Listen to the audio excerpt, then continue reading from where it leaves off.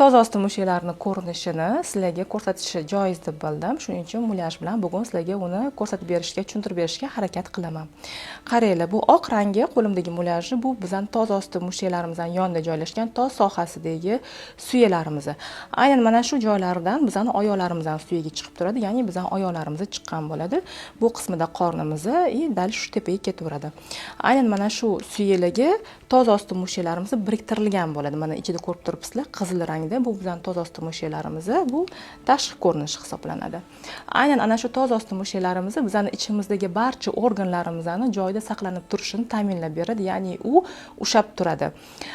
Mana shu toza osti mushaklarimiz zaif bo'lishi kerak emas. Agar ular mabodo zaif bo'lsa, o'shanda bizda bir qator muammolar yuzaga kelishi boshlaydi.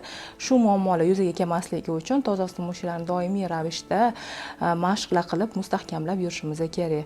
Mashqlar bo'lsa intim gimnastika sohasiga kiradi, ya'ni aynan intim gimnastika shu toza osti mushaklarini mustahkamlashga qaratilgan mashqlar turkumidan iboratdir.